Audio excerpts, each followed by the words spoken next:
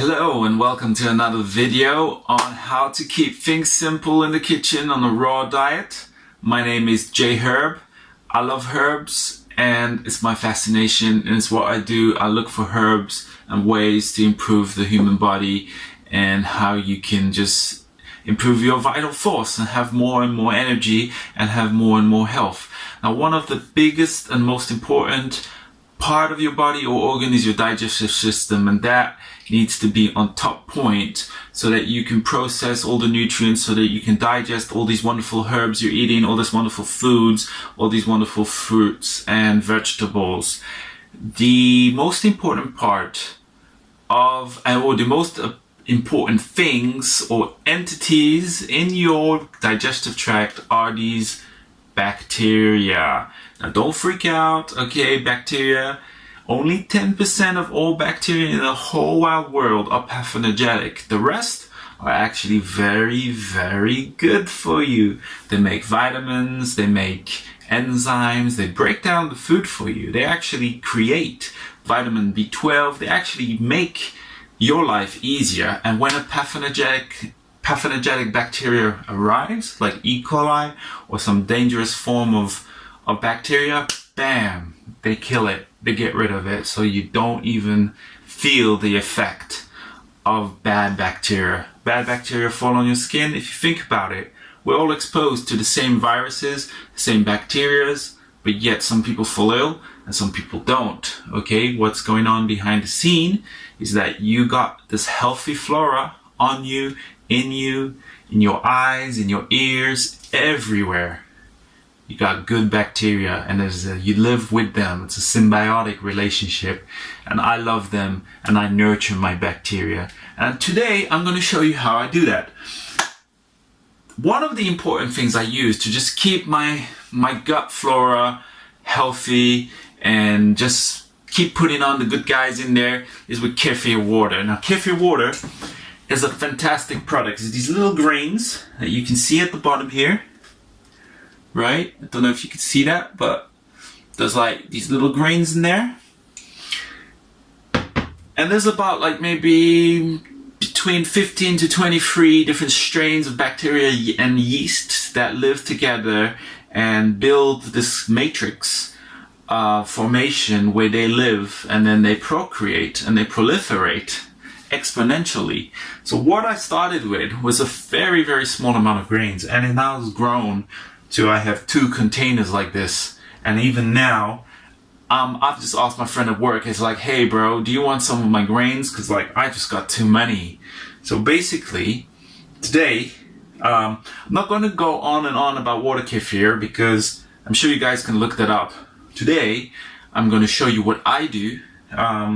You know, many people say, hey, Jay, how do you manage to keep up this lifestyle when you got a busy, you're a busy dad, you're a busy work, I work about 9 to 10 hours a day in my work, and then I come home, I have to quickly make these products, right?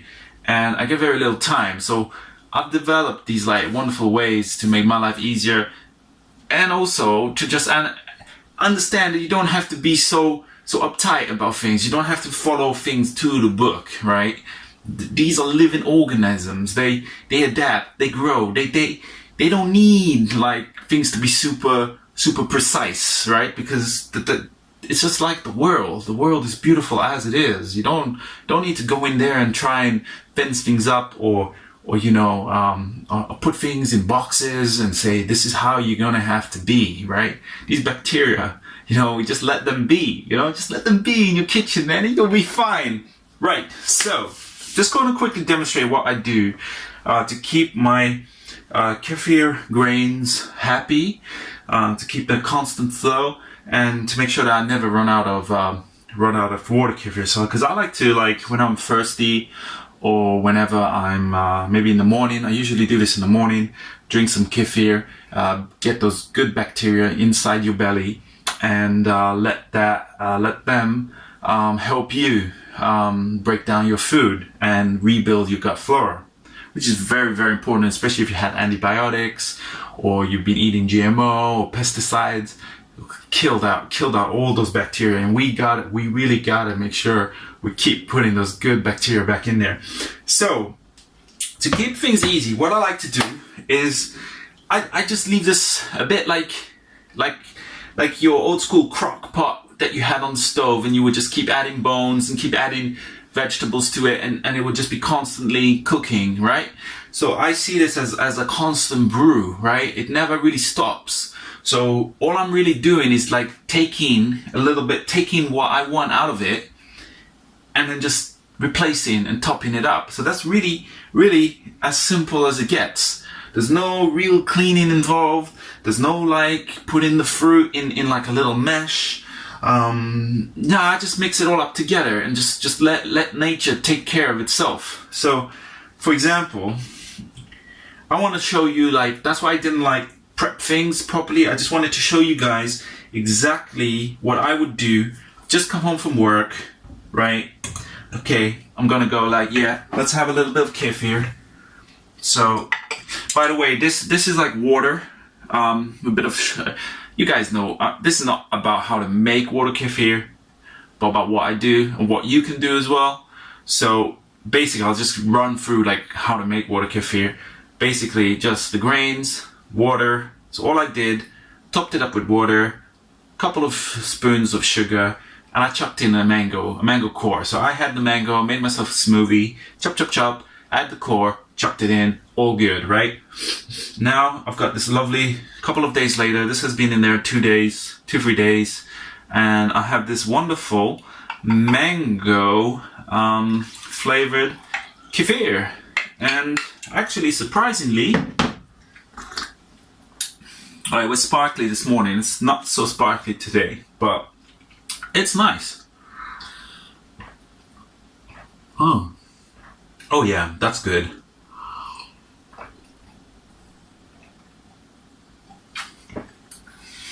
So right now, I'm not gonna bother filtering this.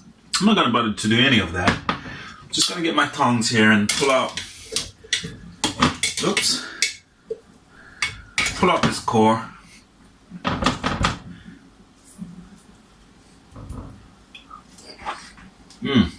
Plenty of good probiotics in there. I'm not going to worry about that. I'm just going to take my next core.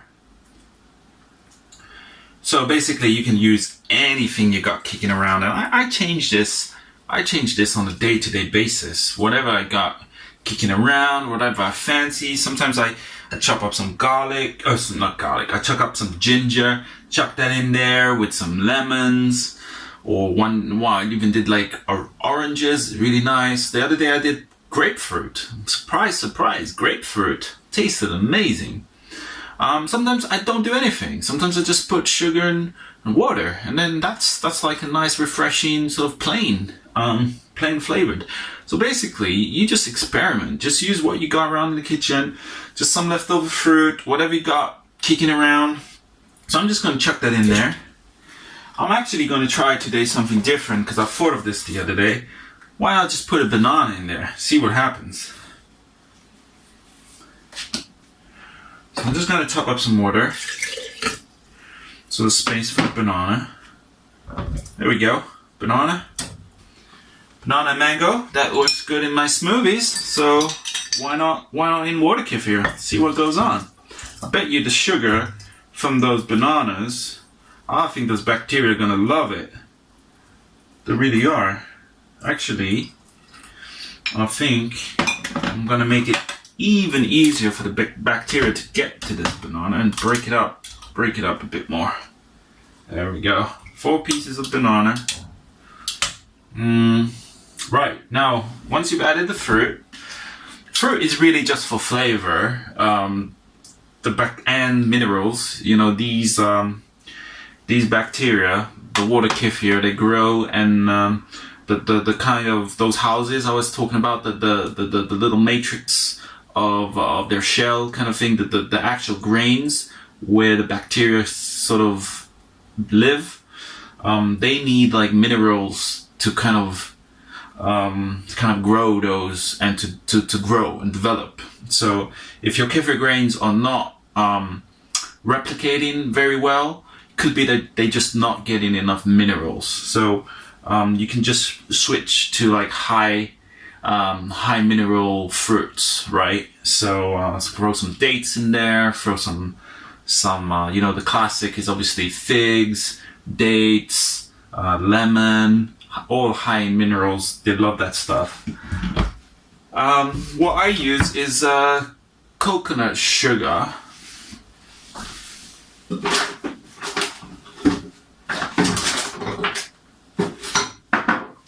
Which I got over here. Coconut sugar is obviously very, very high in minerals. So I'm gonna just feed my bacteria. For those of you who don't want to eat too much sugar, don't worry about it, because by the time your water kefir is done, there'll be no sugar left in this at all. The bacteria are gonna break it up. They're gonna eat through that sugar, use it as energy, and they're gonna create all this wonderful waste products, which are all your vitamins and enzymes and lovely little things like that. So I'm giving that a nice little stir.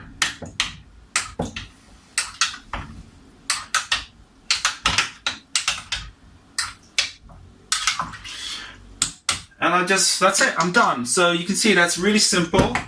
Doesn't take that really only takes me really 1 minute, 1 or 2 minutes. Lock it up, I'm done. And now because I leave it on the counter, what I'm going to do is when I wake up in the morning, I'm going to open this because I'm just going to be curious to see what happened, right? So I'm going to open it, I'm going to smell it, I'm going to taste it a little, and then I'm going to go, okay, right, there's just not enough banana taste in there, so I'm just going to leave it a bit longer. And then I go to work, I come home, I taste it again, I'm like, yeah, it's nice now. As soon as it tastes good, this is mega tip. Always remember, if there's one thing you get from this video, just remember this. As soon as it tastes good, bam, take the fruit out. Take the fruit out. If you let it go, if you leave it even like half a day or a day, what will happen is just more of that fruit essence will come out, and it might ruin it for you. Or you would have more of the bitterness coming out, like for example of the lemon skin, right? You can put some lemon skin in there. 1 day, it tastes really good. 2 days, it gets a bit bitter. Some people like it bitter. Sometimes I like it bitter. And then I say, okay, that just got the right amount of bitterness. Bam, take it out. You can leave, even if it still tastes a bit sweet, or you know that the probiotics haven't like eaten up all the sugar yet. Get the fruit out first, as soon as it tastes good. And then you can leave it for a bit longer if you want it to be more acid. You get to play with that as well. Like, so, for example, this, you know what I mean. It's, you guys know kefir, so the longer you leave it, the more acid it becomes. So when it tastes good, basically, just drink it. As simple as that. Really, there's nothing much more to it.